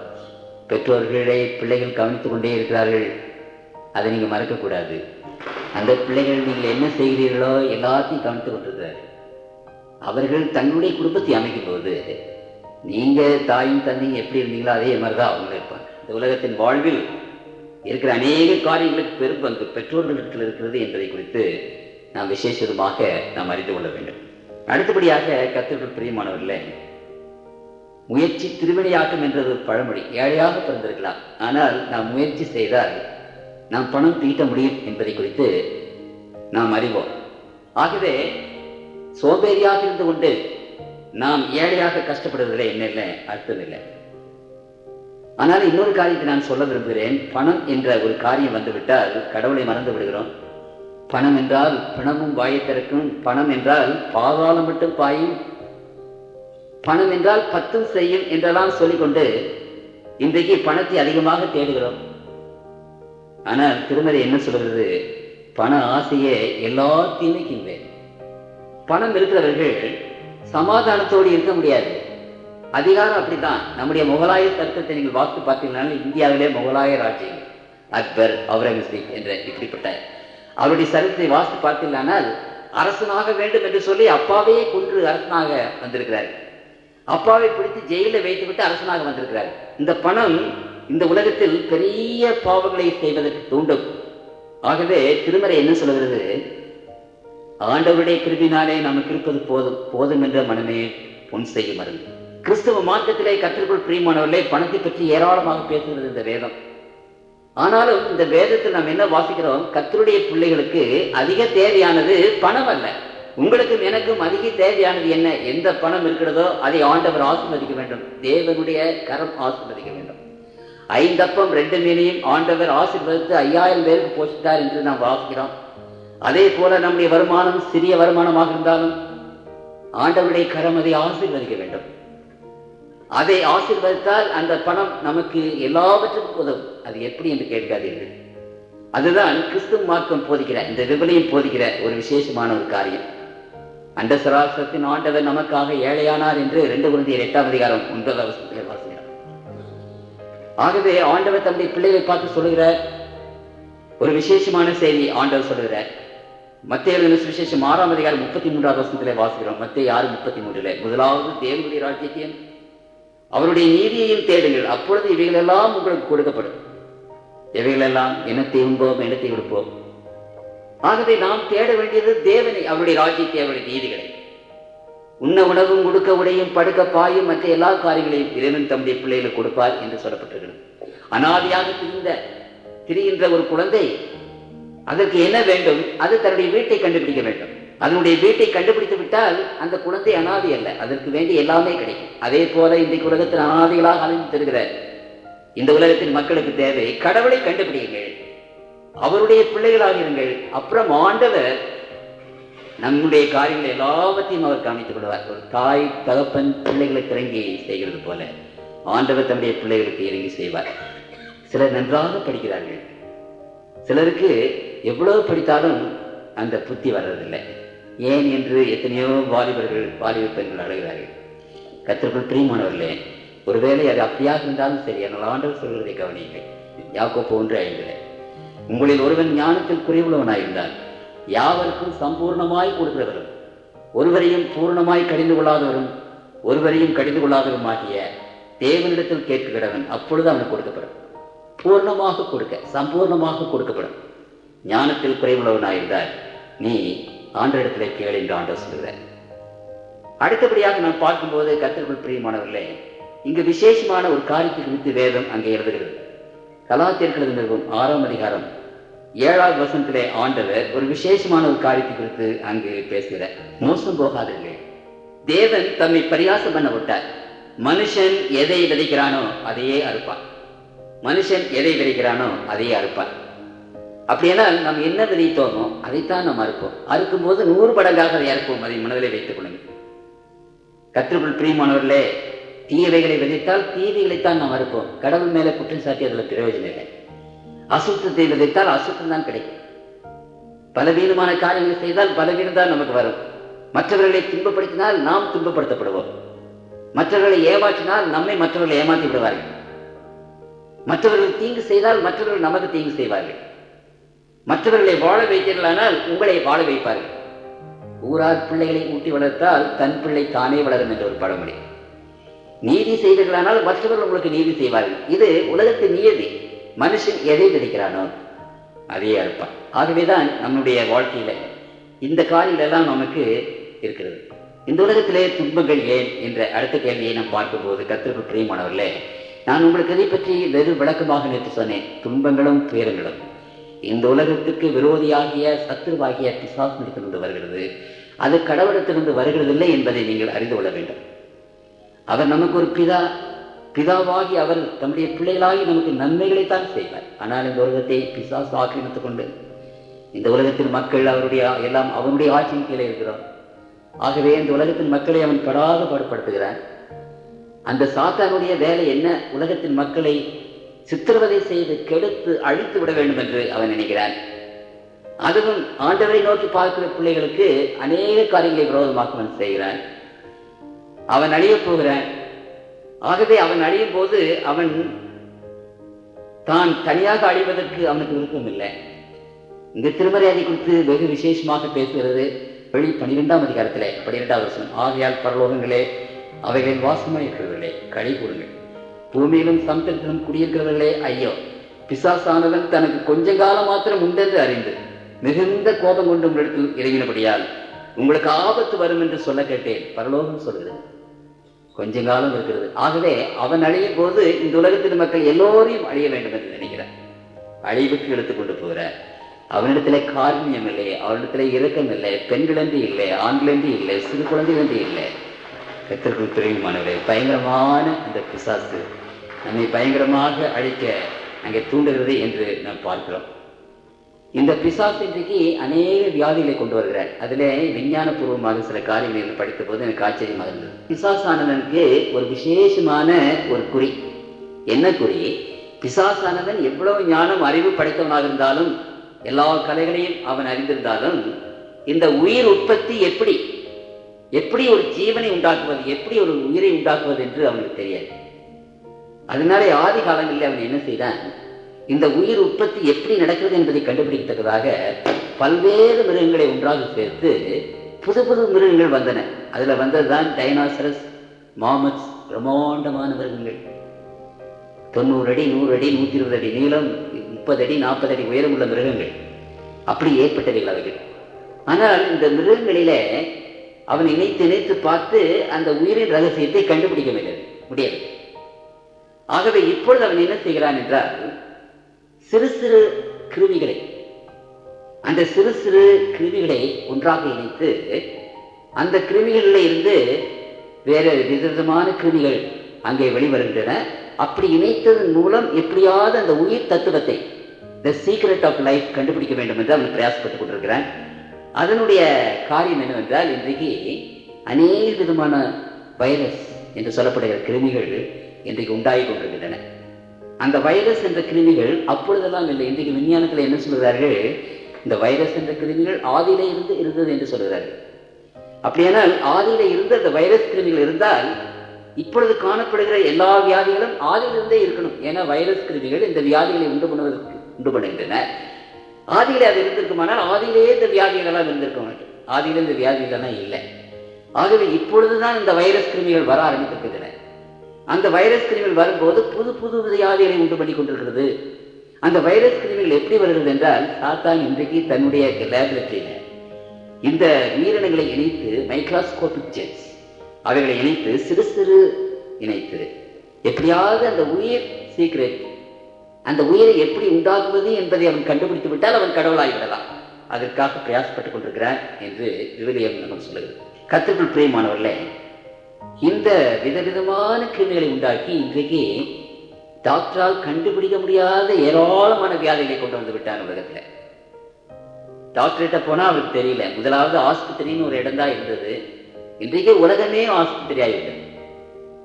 அந்த காலத்துல சுடுகாடு என்று ஒரு இடம் இருந்தது. இன்றைக்கு உலகமெல்லாம் சுடுகாடு ஆகிவிட்டது.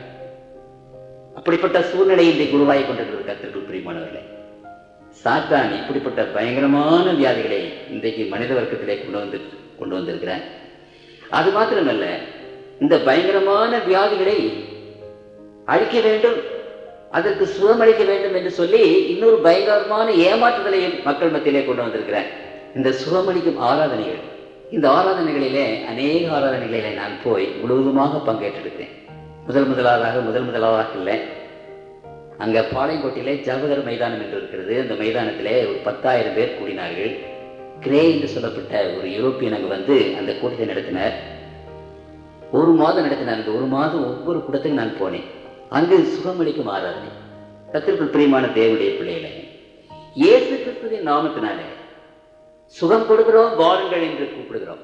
சுகம் கொடுக்கிறோம், வாருங்கள் என்று அட்வர்டைஸ்மெண்ட் எல்லாம் பண்றோம். அதனால இன்றைக்கு வியாதிகளை சுமந்து கொண்டிருக்கிற பிள்ளைகள் எங்கெங்கிருந்தோ வந்து இந்த சுகமளிக்கும் ஆராதனைக்காக காத்து கொண்டிருக்கிறார்கள். அந்த கூட்டங்கள் எவ்வளவு நேரம் ஆனாலும் சரி. நாங்கள் எங்க ஊர்ல இருந்து மதுரைக்கு அஸ்போன் என்று சொல்லப்பட்ட ஒரு பெரிய ஒரு பாஸ்டர் வந்தார். அந்த கூட்டங்களை நடத்தினார். எங்க ஊர்ல இருந்து ரெட்டை மாட்டு வண்டி கட்டி, கூட்டு வண்டி கட்டி ஒரு 100 குடும்பம் எங்க ஊர்ல இருந்து அந்த அஸ்போன் மீட்டிங் போனாங்க. இந்துக்கள் எல்லாம் பயங்கரமான இந்துக்கள். அங்க போய் 1 மாதம் தங்கியிருந்தோம். அங்கேயே பொங்கி சாப்பிட்டு அங்கே வெளியிலே படுத்துக்கொண்டு அந்த எல்லாரும் போன வீட்டில் ஒவ்வொரு வியாதி, பயங்கரமான வியாதி, எப்படியாவது எங்களுக்கு அந்த சுகம் கிடைக்கும் என்று சொல்லி அவளோடு அங்கே போய் 1 மாதம் தங்கியிருந்து விட்டு அந்த 100 வண்டிகளும் திரும்ப வந்தோம். ஒருவராவது சுகமாகலை. சுகமளிக்கிறோம் என்று கூப்பிட்டு ஜெபம் பண்ணுகிறவர்கள் எத்தனை பேர் சுகமாகிறார்கள்? சரி, அப்படி சுகமாகாமல் போனால் அது ஆண்டவருக்கு மகிமையா? பாளையங்கோட்டையில நான் அப்பொழுதுதான் பாஸ்டாக வந்திருக்கிறேன் புதிதாக. இந்த சுகம் அளிக்கப்பட்ட எனக்கு ஆண்டவர் சுகமாக்கினார், என் கால்கள் நடக்க முடிகிறது, கண்கள் தெரிகிறது, இப்படியெல்லாம் சுகமாக்கின அந்த ஜனங்கள் சாட்சி கொடுத்ததை அவங்க அட்ரஸ் எல்லாம் பத்திரமா எழுதிட்டேன். அந்த 1 மாசம் மீட்டிங் முடித்தோன்னு ஒரு 1000 அட்ரஸ் எனக்கு இருந்தது. இந்த 1000 அட்ரஸை வைத்துக்கொண்டு ஒவ்வொரு அட்ரஸாக நான் பார்த்தேன். அதை பற்றி நான் அதிகமாக சொல்ல வேண்டியதில்லை. ஆனாலும் எனக்கு என்ன, ஜனங்கள் என்ன பேசிக்கொண்டார்கள் என்று சொன்னார், இந்த வெள்ளைக்காரர் வந்து 1 மாசம் கூட்டம் நடத்தி பிரம்மாண்டமா நடத்தினாங்க. ஆனாலும் வாங்க வாங்க வாங்க எத்தனையோ ஆயிரக்கணக்கான மக்கள் வந்தார்கள், எல்லாம் ஏமாந்து போனார்கள். அப்படியானாலும் இந்த கூட்டத்தை சேர்ந்தவர்கள் ஏமாற்றுகிறவர்களா? மற்றவர்கள் கேட்கும்போது எனக்கு மனசு ரொம்ப கஷ்டமா இருக்கு. நம்முடைய ஆண்டவர் ஏமாற்றுகிறார். ஆண்டவர் சுகமளிக்கிறோம் என்று அட்வர்டைஸ்மெண்ட் பண்ணி கூப்பிட்டு அப்படி சுகம் கொடுக்காமல் அவர்கள் வெளியே போகும்போது அது ஆண்டவருக்கு மகிமையா அவமகிமையா? ஆண்டவருடைய நாமத்தை மற்றவர்கள் தூற்றுவது நம்ம கேட்கவில்லையா?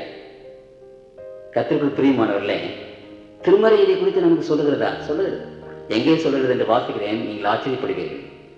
மத்தேயு எழுதின சுவிசேஷம் 24ஆம் அதிகாரம் 24வது வசனத்திலே வாசிக்கிறீர்கள். அங்கே ஆண்டவர் சொல்லுகிற வரப்போகிற அந்த காலங்களை குறித்து அவர் பேசும்போது 37வது பக்கம், ஏனெனில் கள்ள கிறிஸ்துக்களும் கள்ள தீர்க்கதரிசிகளும் எழும்பி கூடுமானால் தெரிந்து கொள்ளப்பட்டவர்களையும் வஞ்சிக்கத்தக்கதாக பெரிய அடையாளங்களையும் அற்புதங்களையும் செய்வார்கள். இதோ முன்னதாகவே உங்களுக்கு அறிவித்திருக்கிறேன். ஆண்டவர் சொல்லிட்டார், இந்த கடைசி நாட்களிலே அநேக கள்ள கிறிஸ்துக்கள். அப்படின்னு என்ன? கிறிஸ்துவனுடைய நாமத்தை வைத்துக் கொண்டு கிறிஸ்து எப்படி வந்தாரோ அதே மாதிரி வருவார்கள். அங்கு கள்ள தீர்க்கதரிசிகள் ஏசாயா, எரேமியா மாதிரி பிரம்மாண்டமான வல்லமை உள்ள மக்கள் இயேசு கிறிஸ்துவின் நாமத்தினாலே வருவார்கள். அவர்கள் அநேக அற்புதங்களையும் அடையாளங்களையும் செய்வார்கள். தெரிந்து கொள்ளப்பட்டவர்கள் கூட ஏமாந்து போவார்கள் என்று அங்கு சொல்லப்பட்டிருக்கிறது. சரி, வேதத்தில் ஏராளமான வசனங்கள் அங்கே இருக்கின்றன. வெளிப்படுத்தின விசேஷம் 16ஆம் அதிகாரம் 13வது வசனம், அப்பொழுது படுசர்ப்பத்தின் வாயிலும் மிருகத்தின் வாயிலும் கள்ள தீர்க்கதரிசியின் வாயிலும் இருந்து தவளை கொப்பான 3 அசுத்த ஆவிகள் புறப்பட்டு வருகின்றேன். அவைகள் அற்புதங்களை செய்கிற பிசாசின் ஆவிகள். அவைகள் பூலோகமுள்ள ராஜாக்களை சர்வ வல்லமையுள்ள தேவனுடைய மகா நாளில் நடக்கும் யுத்தத்திற்கு கூட்டி சேர்த்தபடி புறப்பட்டு போகிறது. ஆகவே இங்கு ஏராளமான வசனங்கள் என்ன சொல்றேன்னா, இந்த கடைசி நாட்களிலே பல வகையான அற்புதங்கள் நடக்கும். ஆனால் அவைகள் ஆண்டவரிடத்திலிருந்து வந்தவை அல்ல என்று சொல்கிறது. கள்ள கிறிஸ்துகள் கிறிஸ்துவின் நாமத்தினாலே ஆண்டவருடைய நாமத்தை வைத்துக் கொண்டு ஆண்டவரை பற்றி பிரசங்கம் பண்ணிக்கொண்டு செய்வார். இதுல என்ன என்றால், கர்த்தருக்குள் பிரியமானவர்களே, ஆண்டவருடைய நாமத்தினாலே வருகிற கடவுளுடைய பிள்ளைகள் ஆசீர்வதிக்கப்படட்டும். அவங்க மேல எனக்கு ஒன்றும் வருத்தம் இல்லை. ஆண்டவருடைய நாமத்தை சொல்லுகிற பிள்ளைகள், கூட்டம் நடத்துகிற பிள்ளைகள் ஆண்டவர் வெகுவாக ஆசீர்வதிக்கட்டும். ஆனாலும் ஒரு காரியத்தை நான் சொல்ல விரும்புகிறேன். கர்த்தராகிய இயேசு கிறிஸ்துவானவர் இந்த உலகத்தில் இருந்த போது சுகமளிக்கிறேன் வாருங்கள் என்று சொல்லி எந்த அட்வர்டைஸ்மெண்ட்டாவது பண்ணினாரா? ஒரு கேள்விகள் மத்தியில் நான் கேட்க விரும்புகிறேன். எந்த அட்வர்டைஸ்மெண்ட்டாவது பண்ணினாரா? நான் சுகமளிக்க போகிறேன், சுகமளிக்கிற கூட்டங்கள் நடக்க போகிறது, நீங்க எல்லாரும் வாங்க, நான் சுகமளிக்கிறேன் என்று எந்த விதமான ஒரு பிரசாரம் செய்தாரா? அட்வர்டைஸ்மெண்ட் பண்ணாரா? நான் வாசிக்கிறேன், கவனிங்க. மத்தேயு எழுதின சுவிசேஷம் 12ஆம் அதிகாரத்தில் 15ஆவது வசனத்தை வாசிக்கிறேன். இப்ப இயேசு அதை அறிந்து அவ்விடம் விட்டு விலகி போனார். திரளான ஜனங்கள் அவருக்கு பின் சென்றார்கள். அவர்கள் எல்லோரையும் அவர் சுத்தமாக்கி தம்மை பிரசித்தம் பண்ணாதபடிக்கு அவர்களுக்கு கண்டிப்பாய் கட்டளையிட்டார். வேதத்தில் அநேக இடங்களை பார்ப்பீங்க, அவர் சொஸ்தமாக்கும் போது நீ மற்றவர்களுக்கு இதை பற்றி சொல்லாதே என்று கண்டிப்பாய் அவர் என்ன செய்தார்? கட்டளையிடுகிறதை நாம் வேதத்தின் அநேக இடங்களிலே வாசிக்கிறோம். அவைகள் எல்லாவற்றையும் எடுத்து வாசிக்க எனக்கு நேரம் இல்லை. அங்கு மார்க் எழுதின சுவிசேஷம் 1ஆம் அதிகாரம் 43. அப்பொழுது அவர் அவனை நோக்கி, நீ இதை ஒருவருக்கும் சொல்லாதபடிக்கு எச்சரிக்கையாய். ஆண்டவருடைய ஜீவியத்தில் நாம் என்ன பார்க்கிறோம் என்று சொன்னால், அற்புதங்களையும் அடையாளங்களையும் செய்த அந்த ஆண்டவர் இந்த மாதிரி பிரசாரம் பண்ணவே இல்லை. சரி, நம்ம பிரசாரம் பண்ணுகிறோம், அந்த பிரசாரம் ஆண்டவருடைய மகின் நாமத்துக்கு மகிமையை கொண்டு வருவதானால் அது சந்தோஷம் தான், அதை பற்றி நாம் குறை கூற முடியாது. ஆனால் அந்த பிரசாரம் செய்து ஆயிரக்கணக்கான நோயாளிகள் வருகிறார்கள். நம்ம ஆண்டவருடைய நாமத்தை சொல்லி ஜெபம் பண்ணுகிறோம், எத்தனை நோயாளிகள் சுகமாகி போகிறார்கள். சரி, திருமறை நமக்கு அதை குறித்து என்ன சொல்கிறது? இயேசு கிறிஸ்துவண்டை வந்த சீஷரிடத்திலே வந்த அப்போஸ்தலரிடத்திலே வந்த பவுல் அப்போஸ்தலரிடத்தில் வந்த யாராவது குணமாகாமல் போனார்களா? ஒரு கேள்வி நான் கேட்கிறேன். சீஷர்கள் அற்புதங்களை அடையாளங்களை செய்தார்களே, ஏராளமான வியாதிகளை கொண்டு வந்தார்களே, பேதுருடைய உருமாறிப்பட்டு அவருடைய நிழல் பட்ட போது கூட சுகமானார்களே. ஆண்டவர் என்றே அல்லது அப்போஸ்தலரிடத்தில் வந்தவர் சீஷரிடத்தில் வந்தவர்கள் யாராவது சுகமாகாமல் போனார்களா? வேதத்தை நல்லா ஆராய்ச்சி பண்ணி பாருங்க, அப்பதான் நமக்கு புரியும். மத்தேயு சுவிசேஷம் 9ஆம் அதிகாரம் 35வது வசனம். பின்பு இயேசு சகல பட்டணங்களையும் கிராமங்களையும் சுற்றி நடந்து ஜெப ஆலயங்களில் உபதேசித்து ராஜ்யத்தின் சுவிசேஷத்தை பிரசங்கித்து ஜனங்களுக்கு உண்டாயிருந்த சகல வியாதிகளையும் சகல நோய்களையும் நீக்கி அவர்களை சுஸ்தமாக்கினார். சகல வியாதிகளையும் சகல நோய்களையும் நீக்கி சுஸ்தமாக்கினார். 12ஆம் அதிகாரம் 15வது வசனத்திலே வாசிக்கிறேன். 12:15 நான் வாசிக்கிறேன். இயேசு அதை அறிந்து அவரை விட்டு விலகி போனார். திரளான ஜனங்கள் அவர் பின் சென்றார்கள். அவர்கள் எல்லோரையும் அவர் சுத்தமாக்கி. இப்ப வேதத்தில் நிறைய வசனங்கள் இருந்து கொண்டே இருக்கிறது. நான் எல்லாவற்றையும் வாசிக்கிறதுக்கு நேரத்தில் நீங்க வாசிங்க. போய் வீட்டில் போய் மத்தேயு, மார்க்கு, லூக்கா, யோவான் படிங்க. அங்கே என்ன வாசிக்க போகிறீர்கள்? இயேசு கிறிஸ்துவண்டை வந்த ஒருவராவது சுகமடையாமல் போனதில்லை. சீஷரிடத்துல வந்த ஒருவராவது சுகமடையாமல் போனதில்லை. இந்த சுகமளிக்கும் ஆராதனை என்று சொல்லும் போது கர்த்தருக்குள் பிரியமானவர்களே, நீங்க ஜெபம் பண்ணி சுகம் பெறலாம். இது ஒரு வழி. மூப்பர்களை கூப்பிட்டு எண்ணெய் வைத்து ஜெபம் பண்ணலாம். இது 2வது வழி. 3வது தேவ ஆவியானவருடைய வரம், குணமாக்குகிற வரம். அந்த வரத்தை நான் பெற்றிருக்கிறேன் என்று நான் சொன்னால் தேவ ஆவியுடைய வல்லமை எனக்கு இருக்குது என்ற அர்த்தம். அப்படியானால் தேவ ஆவியுடைய வல்லமையினாலே சுகப்படுத்த முடியாதா? இந்த உலகத்தில் எந்த நோய் இருந்தாலும் எனக்கு சுகமாக்கும் வரம் இருந்ததானால் நிச்சயமாக எல்லா நோயும் நான் சுகமாக முடியும். அப்படியானால் இன்றைக்கு கர்த்தருடைய பிள்ளைகள் அறிந்தோ அறியாமலே நான் சுகமளிக்கிறேன் வாருங்கள் இயேசு கிறிஸ்துவின் நாமத்தினாலே என்று சொல்லி கூப்பிட்டு அட்வர்டைஸ்மெண்ட் பண்ணி ஆயிரக்கணக்கான மக்கள் வருகிறார்கள். வந்து அவர்கள் சுகமாகாமல் போகும்போது கர்த்தருக்குள் பிரியமானவர்களே, அது ஆண்டவருக்கு மகிமையா? மற்ற மார்க்கத்தார் நம்மை கண்டு பரியாசம் பண்ண மாட்டார்களா? தேவனுடைய நாமம் அனைவசியமாக தூஷிக்கப்படாதா? சுகமாக்குறேன் சுகமாக்குறேன் என்று கூப்பிட்டு கொண்டு ஏமாற்றுகிறார்கள் என்று மக்கள் பேசுகிறது நம்ம காதுல விழலையா? கர்த்தருக்குள் பிரியமான தேவனுடைய பிள்ளைகளே, ஒன்றை மாத்திரம் புரிந்து கொள்ளுங்கள். இயேசு கிறிஸ்துவண்டே சீஷரிடத்தில் வந்த எந்த மகனாவது சுகமாகாமல் போனதில்லை. அப்படியானால் இன்றைக்கு நடக்கிற இந்த சுகமளிக்கும் ஆராதனைகள் என்ன? ஆண்டவருடைய நாமத்துக்கு மகிமை கொண்டு வருகிறதா? ஆண்டவருடைய நாமத்திற்கு ஸ்தோத்திரத்தை செலுத்தக்கூடியதாக இருக்கிறதா?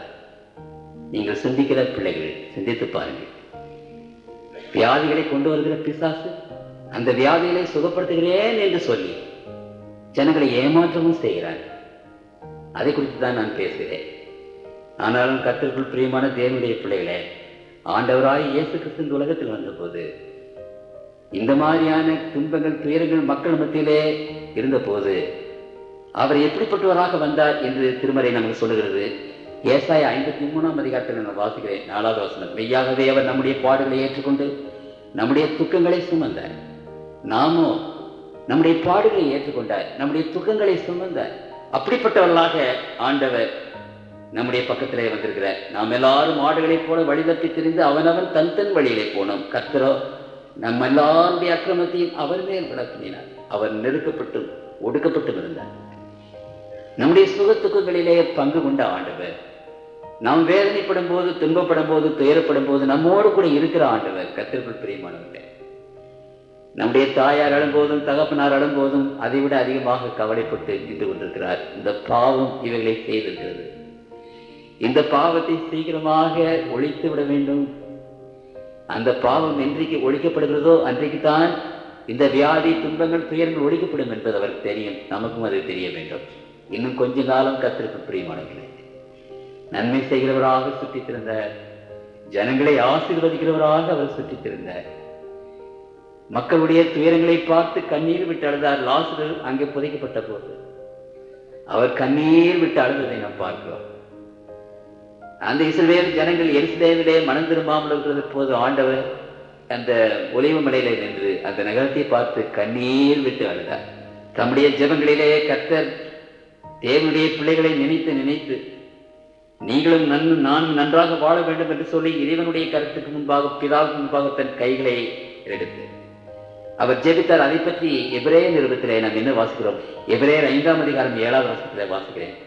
அவர் மாமிசத்தில் இருந்த நாட்களில் தம்மை மரணத்திலிருந்து ரட்சிக்க வல்லமையுள்ளவரை நோக்கி பலத்த சத்தத்தோடும் கண்ணீரோடும் விண்ணப்பம் பண்ணி வேண்டுதல் செய்து தமக்கு உண்டான பயபக்தியிடம் கேட்கப்பட்டு கண்ணீரோடு பெருமூச்சின் சத்தத்தோடு பலத்த சத்தத்தோடு அவர் விண்ணப்பம் பண்ணினார்.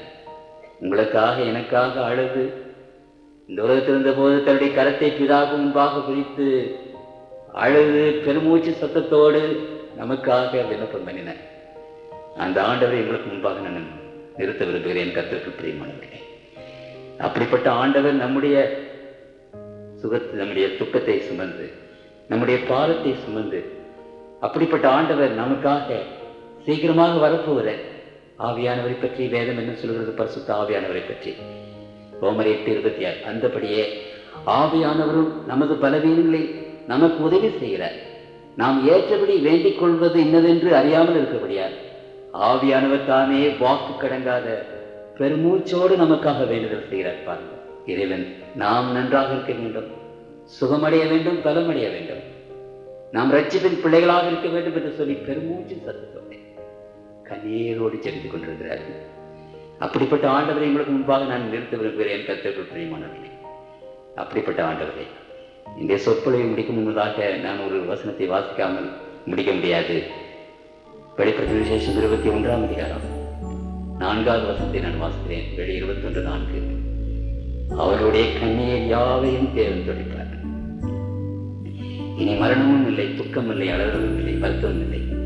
நினைவுகள் ஒளிந்து போய் நின்றவர்கள் கர்த்தருக்கு காத்திருக்கிற தேவனுடைய பிள்ளைகளே, துக்கமில்லாத, துயரமில்லாத, அலறலில்லாத, வருத்தமில்லாத, சஞ்சலமில்லாத ஒரு உலகத்தை சீக்கிரமாக கர்த்தருடைய பிள்ளைகளுக்காக ஆண்டவர் ஆயத்தம் செய்கிறார். சீக்கிரம் வருவார், சீக்கிரம் கூட்டிக் கொண்டு.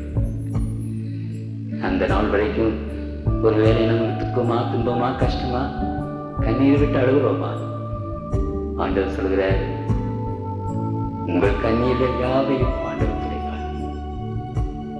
என்னிட்ட வர்றீங்க, எத்தனையோ பேர் உங்களுடைய வியாதியை பற்றி சொல்றீங்க, குறைகளை பற்றி சொல்றீங்க. என்னாலே உங்க கண்ணீரை துடைக்க முடியுமா? இந்த உலகத்தில் டாக்டர்கள் அப்படி இப்படி என்று எத்தனையோ பேர் இருக்கிறார்கள். நாம் விடுகிற கண்ணீரை துடைப்பதற்கு யாரால முடியுமா? ஆனால் திருமறை சொல்கிறது, கல்வாரி சிலுவையிலே தன்னுடைய கருத்தில் ஆணியை இந்த அந்த காயப்பட்ட கரம், அந்த காயப்பட்ட கரத்தினாலே கர்த்தருடைய முகத்தில் இருக்கிற கண்ணீரை துடைப்பார். மகனே, மகளே, ஐயா, அம்மா, நீர் அழுகிற அந்த கண்ணீர் ஆண்டவருக்கு தெரியும். நாம் அழுகிற கண்ணீர் எல்லாம் திருமறை என்ன சொல்கிறது? அவருடைய பாட்டிலே துருத்தியிலே பிடித்து வைத்திருக்கிறார். அந்த கண்ணீருடைய அளவு எனக்கல்லவோ தெரியும் என்று ஆண்டவர் கேட்கிறார். தேவனுடைய பிள்ளைகள் சிந்துகிற கண்ணீர் தரையிலே விடுகிறதில்லை. அந்த கண்ணீரை கர்த்தர் பார்க்கிறார். எசேக்கியா ராஜா அழுது ஜெபம் பண்ணும் போது ஆண்டவர் சொன்னார், எசேக்கியா ராஜாவே, என்னுடைய மகனே, உன்னுடைய ஜெபத்தை கேட்டேன், உன் கண்ணீரை கண்டேன். கண்ணீரை துடைக்கிற கடவுள். அருமையான தேவனுடைய பிள்ளைகளே, அந்த கண்ணீரை துடைக்கிற ஒரே ஒரு கடவுள் தான் உண்டு. இந்த அண்டசராசரங்களிலே கண்ணீரை துடைக்கிற ஒரே ஒரு கரந்தா உண்டு. இந்த அண்டசராசரங்களிலே நம்முடைய கண்ணீரை அகற்றுகிற ஒரே ஒரு தேவன் தான் உண்டு. கர்த்தராகிய இயேசு கிறிஸ்து. அவரிடத்துல வாங்க, அழுது ஜெபம் பண்ணுங்க. அவர்தான் உங்கள் கண்ணீரை துடைப்பதற்கு வல்லமையுள்ள கர்த்தர். மற்றவர்கிட்ட போங்க, நம்ம சகோதர சகோதரிகள் எல்லாரையும் கூட்டிக் கொண்டு வாருங்கள். இந்த ஆண்டவர் தான் கண்ணீரை துடைக்கக்கூடியது. இந்த உலகமே அழுது கொண்டிருக்கிறதே, உலகமே பாடுபட்டுக் கொண்டிருக்கிறதே, உலகமே கஷ்டப்பட்டுக் கொண்டிருக்கிறதே. கண்ணீர் விடாதவர்கள் உலகத்தில் ஒருவரும் இல்லையே. அந்த கண்ணீர் விடுகிற மக்கள் எல்லாரையும் பார்த்து ஒரு நற்செய்தி, கண்ணீரை துடைக்கிற கர்த்தராகிய இயேசு கிறிஸ்துவினிடத்தில் வாருங்கள் என்று சொல்லுங்க. எங்களை நேசிக்கிற அன்புட தகப்பனே, உங்களுடைய வசனத்தை எங்களுக்கு கொடுத்த தயவுக்காக ஸ்தோத்திரம். பலவிதமாக நாங்கள் கஷ்டமும் துன்பமும் பட்டு கண்ணீர் வடிக்கும் போது எங்களோடு கூட இருக்கிறேன் என்பதை நாங்கள் அறிந்து உடைய நாமத்தை நாங்கள் ஸ்தோத்திரிக்கிறோம். மார்த்தாள் மரியாதை லாசர் இறந்து போன போது, ஆண்டவரே நீர் எங்களோடு இருந்தீர்களானால் என்னுடைய சகோதரன் மறித்திருக்க மாட்டான் என்று சொல்லி அழுதார்கள். கர்த்தாவே, என்னுடைய பிள்ளைகளாக எங்களோடு இம்மானுவேல் என்று உமக்கு பெயர் சொல்லப்பட்டிருக்கிறது. தேவன் நம்மோடு இருக்கிறார். கர்த்தாவே, இந்த அன்பான பிள்ளைகள் ஒவ்வொருவரோடும் இருக்க வேண்டும் என்று பேச்சு எங்களோடு இருந்து எங்களுடைய வாழ்விலும் கஷ்டத்திலும் துன்பத்திலும் எங்களை தாங்கும் ஐயா, ஏற்பும் ஐயா. தகப்பனே, எங்களுடைய கண்ணீரை துடைத்து உங்களுடைய பிள்ளைகளாக எங்களை கண்ணீர் இல்லாத, கவலை இல்லாத, துன்பமில்லாத, துயரமில்லாத இந்த ராஜ்யத்திற்கு கூட்டி சேர்க்க வேண்டும் என்று எங்கள் ஆண்டவர் இயேசுவின் திருநாமத்தில் வேண்டிக் கொள்கிறோம். ஜெபம் பரம் தகப்பனே.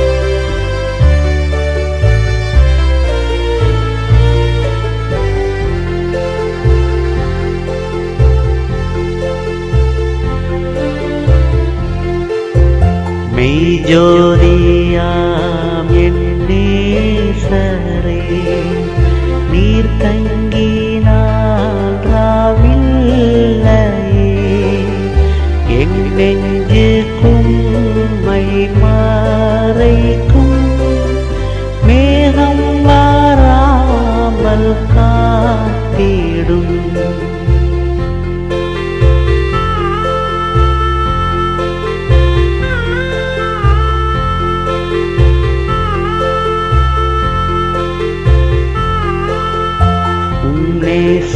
மார்பில் என்றுமே நான் சாய்ந்து வாழ்தல் இன்பமே, என்றெந்தன் படுக்கையிலும்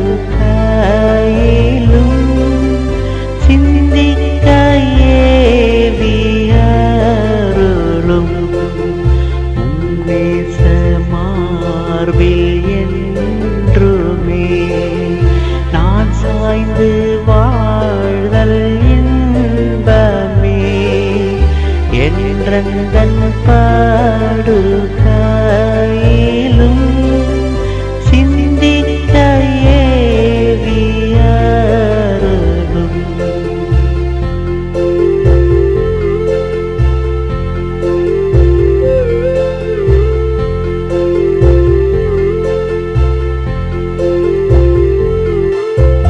என்னோடு தங்கும் பாலில் சூக்கிய நீரில்லா வீடில், என்னோடு தங்கும் ராவிலும் நீர் தாங்கி நஞ்சேன் சாவிலும், என்னோடு தங்கும் பகலில் சூகிய நீரில் ஆவி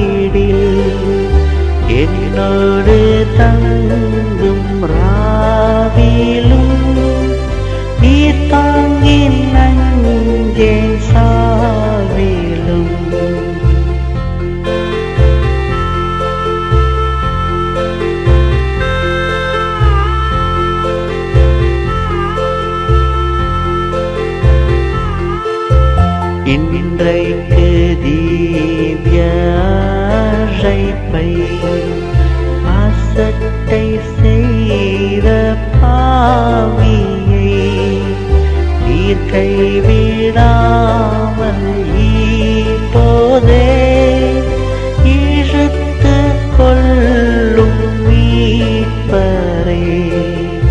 இன்றைக்கு தீவ்ய அழைப்பை அசட்டை செய்த பாவியை நீர் கைவிடாமல் இப்போதே இழுத்து கொள்ளும் மீட்பரே.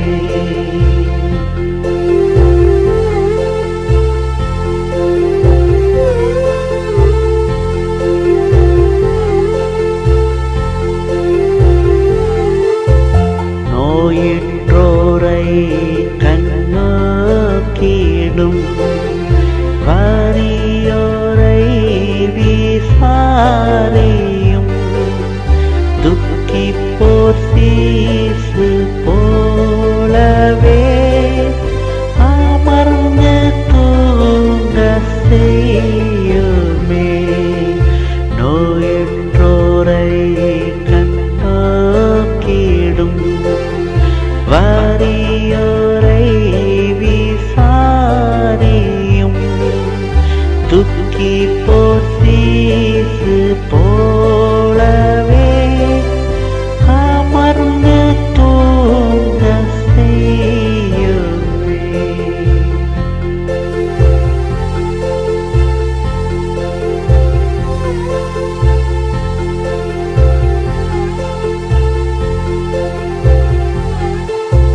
வீழிக்கும் போதென் அருகில் நீர் வந்து என்